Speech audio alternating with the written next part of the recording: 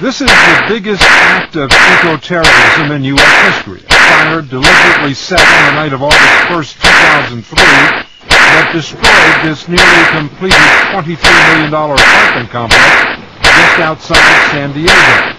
Fire set to protect urban sprawl. It was the biggest fire I have ever responded to as a firefighter. By the time the fire burned itself out the next morning, all that remained was a 12-foot-long banner that read, "If you build it, we will burn it." Also on the banner was the acronym ELF.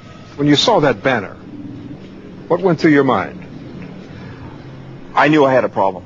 A problem because he knew what ELF stood for, the Earth Liberation Front, the most radical fringe of the environmental movement.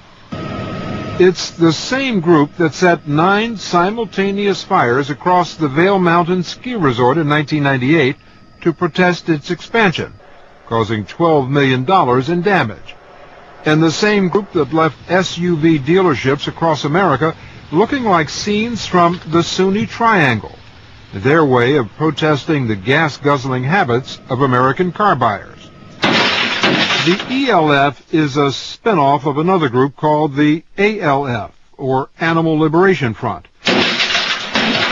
whose masked members have been known to videotape themselves breaking into research labs where they destroy years of painstaking work and free captive animals.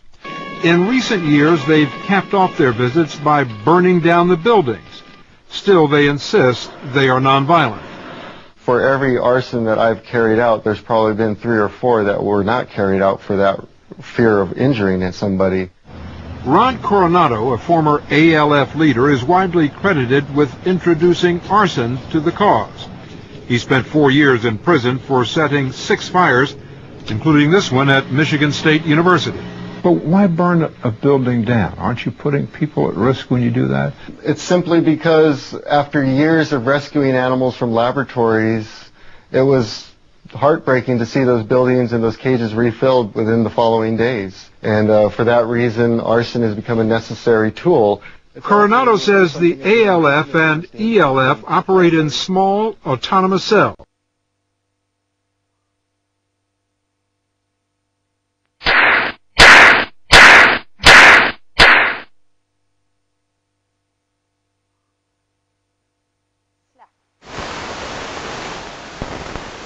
Discussing hot environmental issues, and from what you've seen on that first clip that I chose for you tonight, kind of introduces the topic of eco-terrorism, and the main theme that we're going to be following is, are some environmental groups perhaps doing more harm than good for environmental affairs? And that's the topic we're going to be debating tonight. Welcome all of your views, your inputs, your comments, because the whole point is to interact with you. And following on from that clip, let's just jump straight in. Doing a bit of research on the internet today, and it seems that environmental issues, and particularly the way that we are dealing with them in these stressful environmental times, is prompting quite a lot of debate. And what we are finding is some extreme actions and extreme behavior coming out of these things. And I just wanted to maybe read you a few quotes from certain people that we found today. Arson, destruction, burglary and theft are acceptable crimes when used for the animal's purpose. Quite a strong statement, I feel. Scrolling down, we see other people commenting on things like, probably everything we do is a publicity stunt.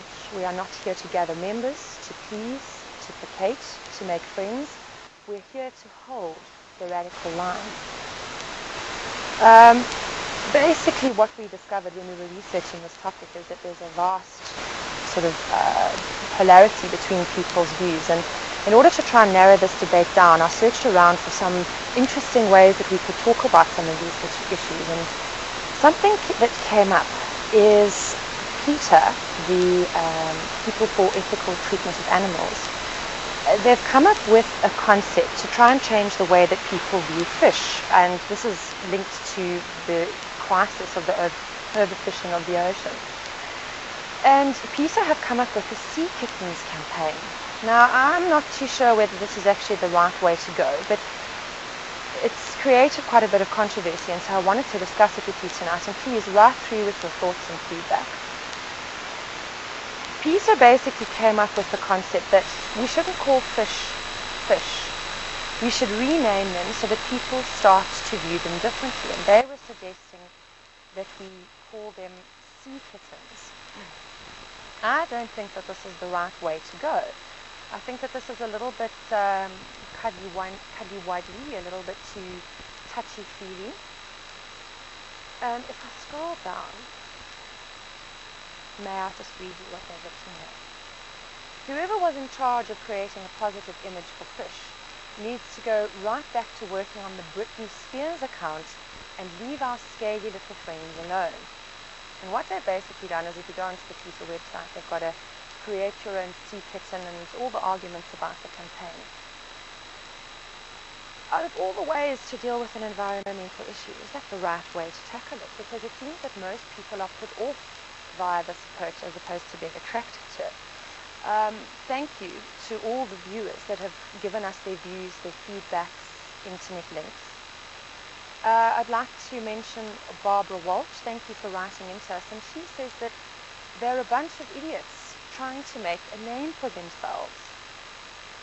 Colleen Holland also wrote into us and said, "Don't get me started on Peter, LOL." I don't know if this is actually the right way to go, but basically the campaign that they've brought into the public eye has attracted more negative as opposed to positive criticism. Someone actually came on the net and said, "PETA, the food Taliban, continue to scrape the bottom of the barrel for ideas. Their latest campaign is Save the Sea Kittens, in which they attempt to stop people from eating fish by branding them as sea kittens." And then he goes on to make a rather disturbing comment, which is, "I have bad news for you. I'm Asian, and I think of cat as egg rolls waiting to happen." I think when we're looking at this issue, we must remember that when we deal with environmental issues, people tend to get emotional. And when people get emotional, their stances on things tend to become a little bit more adamant, and you find that the flow of communication and the effort to understand one another comes to a very sudden and abrupt halt. And what I was wanting to debate with you and get your feedback on this evening is, if you have to look at environmental issues, what do you, as the global audience, actually want to hear? Do you want the soft and cuddlies? Do you want the hardcore issues? I think this is something that will be an ongoing research pattern.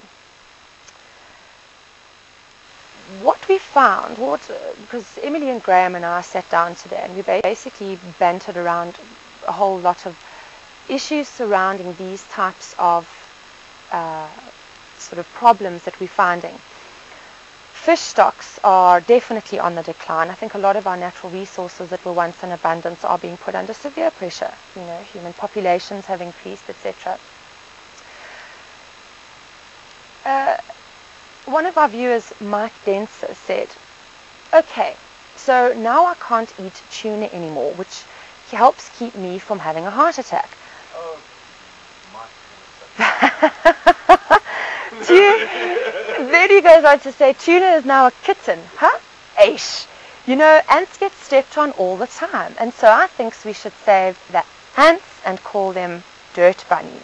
Now, there's an interesting case for you, because if you apply one kind of blanket rule on something, does that mean it can then apply it on all things? Because it doesn't work.